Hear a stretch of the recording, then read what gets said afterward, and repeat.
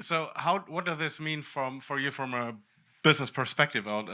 Is this something where you see right now that you're investing your own money and time to create something and then have a prototype with which to go out and find people investing in it? And is this then something where you can where you see this as something that's a viable business structure for you in the future? You mean this specific project? Or the project and everything that Well, stands like a little first bit of behind all, like I think we all talk today is that we are now in the moment when nobody can predict what's going to happen with the markets very fast. Like, so it's really like I can't say today where will the money be in a year. Therefore, like the only way is to trust your instinct. And my instinct tells me all entertainment will be this very soon.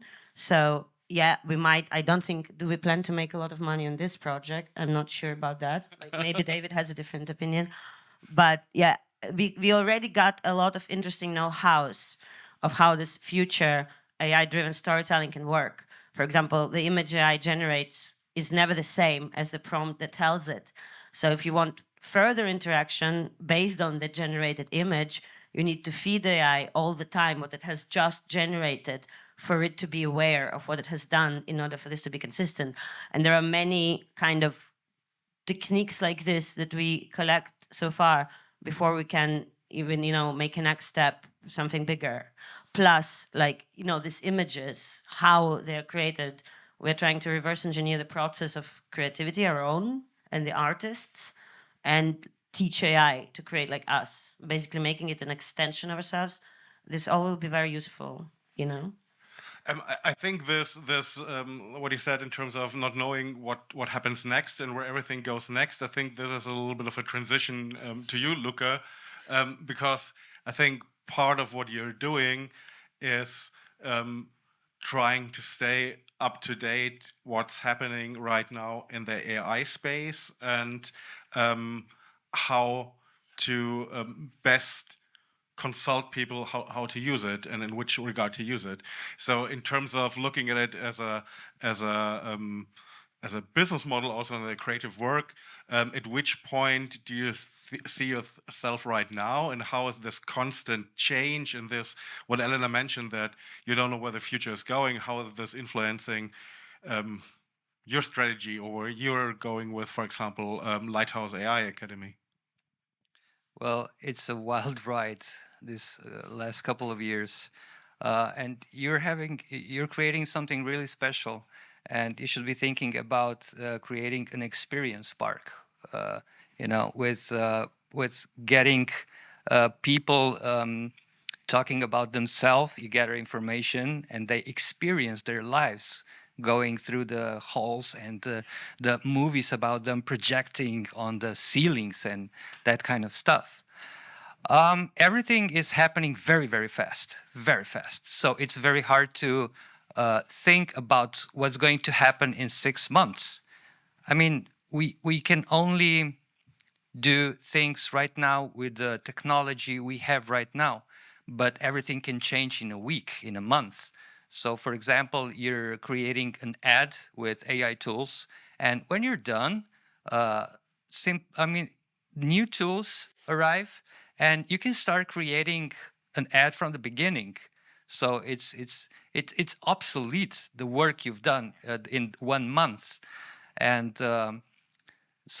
Gerhard asked me to show you a couple of stuff that I did, but I can't show you the things I'm doing right now because it's under NDA, and I don't want to show you stuff that I did, well, last year, because it's already old and it's outdated. So I sat down yesterday in the afternoon and I created a video, a short video, a minute and a half of, the best tools, using the best tools that we have right now. But when it comes to business, well, it's nice to use all those tools and create something really cool. But I'm afraid that most of content in future will be automated, and we'll have agents producing content. This is already happening to an extent on YouTube. You have automated channels explaining about history, about different topics. and it's pumping out really fast. And YouTube also started introducing the AI tools you can already use in YouTube. So the content creators will be producing new content at light speed. But the thing is that if everything is automated and everybody's using the same tool, then we will have the content that looks the same, and it will be just mediocre. So what's happening right now is there are companies being established, groups of people gathering and creating AI studios. And those people are really, really talented, and they have creative background, art directors, creative directors, people from VFX, people from 3D, and they are joining forces and introducing something that we haven't seen before, elevating the quality that we have right now. So a lot of 90% of things that we'll see will be, just to make those clicks, to make those subscribers, subscriptions, and to get the money from the clicks. But elevated AI stuff will be shown only in, let's say, prime time. The movies will be coming out pretty soon. Actually, we already have short movies from the Storybook Studios. It was presented a couple of weeks ago. It was a really nice crime show. And we have another company that's doing AI true crime. So there are a couple of businesses that are already exploiting the AI and bringing the quality to another level. Of course, you can do that. You can gather around some really talented people, produce content, but it's better to sell shovels, right? So I think that education is one thing that people will need more and more.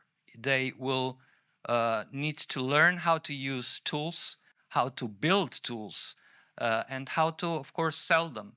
And that's why me and Nate created Lighthouse Academy, where we don't just teach people how to use those tools, but the mindset behind those tools. So not just how to, but why and how. And this is very important because people still think in old paradigm, right? So what was already done, and let's make new ideas better, right? But the thing is, we don't live in this world anymore. We have to expand the borders of visuals, of technical stuff, because we can.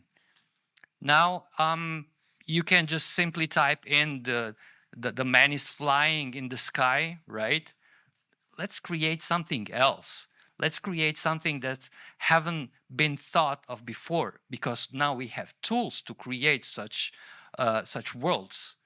Worlds. We have tools to create different worlds, to create different characters, different mindsets, and we have to expand the world that we have right now into other dimensions, into other paradigms, into different kind of thinking. So the question a little bit behind this is, as you mentioned, when it is so fluid, when it is so, as you say, fast moving, how can you, as either someone who's already in the industry or somebody who's fresh in the industry, that's very hard to, it seems at least, very hard to plan a career around, or something like, this is gonna be my livelihood. Because it feels very unstable in a certain regard. I think for you it's stable because you're the person being like on the front runner, always checking out what's what's new and what kind of tools to use, and then helping people to use. But do you have an advice for anybody who's interested in that space? what could be the mindset and how to build a business model, a livelihood around this? First of all, you have to be curious and bold. You have to want to know more, not just how to, but beyond that. You have to think how to combine different tools, how to elevate those tools, and how to bring your experience into the new world. So where to begin? I think, well, Lighthouse AI Academy is a very good start. But of course, you can get all the knowledge. All the knowledge is out there. Open source community, AI open source community is one of the kindest community ever. They're so eager to help with advice and with examples and even workflows. So just go out there. There are a couple of Discord servers, like Banadoka server is one of them, and just ask. Just ask. Just how, where can I start? And they will help you. Absolutely. Those are very, very kind people, and they don't, what's the word, gatekeeping? Yeah, they don't gatekeep the knowledge. They are eager to spread that knowledge. So just go out there and ask. Start asking questions. And most of all, like I said, be curious. Just gather information and start thinking in the new ways, like you haven't done before. Start connecting with people that are in the AI landscape. We will help you. We will show you the right YouTube videos, because YouTube is now filled with people trying to be the AI gurus. But of course, 80 to 90%, they don't know what they're talking about. So if you need an advice, give me a shout. Follow me on LinkedIn. Smash that subscribe button. No. And I will definitely try to answer your questions, help you to get on the right places. One of the things that that pops a little bit into my mind, if you say that, and we heard this several times in the last day, that sometimes you work with a tool and suddenly it becomes obsolete because something else is doing something that was before a comfy UI workflow with 3 different plugins, and suddenly there's like one thing solving that problem. Do you think, though you invested time to learn something and build something that is now may seem lost, that there's still value in learning about the principles behind it? Or is it something that is also, I don't want to say a danger, but that is eating our capacities where you don't know if you invest them wisely? So is there a little bit risk involved? You just reminded me on the story of Bitcoin. You know, now I won't buy it. It's too expensive. You know, so the thing is that, yeah, everything is going very, very fast, but you have to begin somewhere. You have to start somewhere.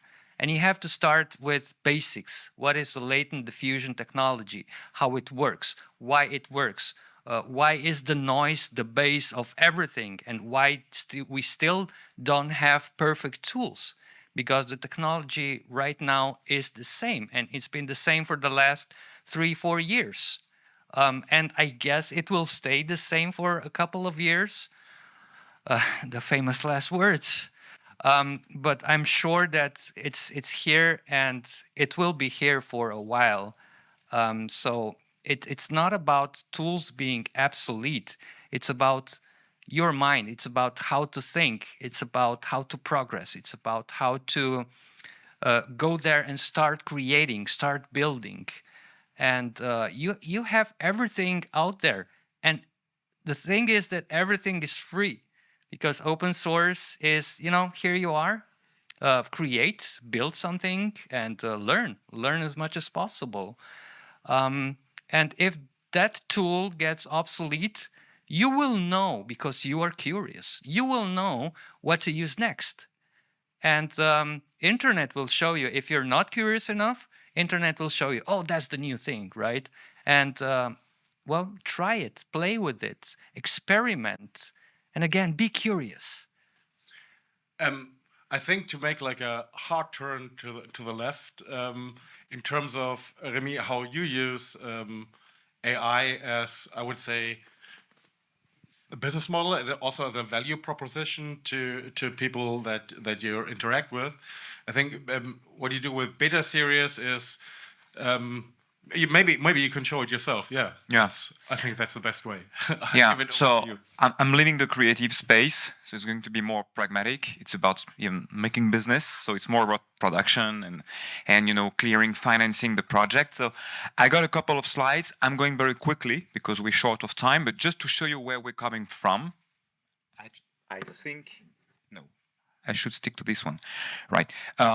Basically, in beta series, we are facing this non-linear world, in red, all over Europe, in red, the non-linear consumption of content. So it's not anymore about, having your audience of the day before. It's about understanding in all these platforms, where is the right content for the right people that I can develop and that I can sell.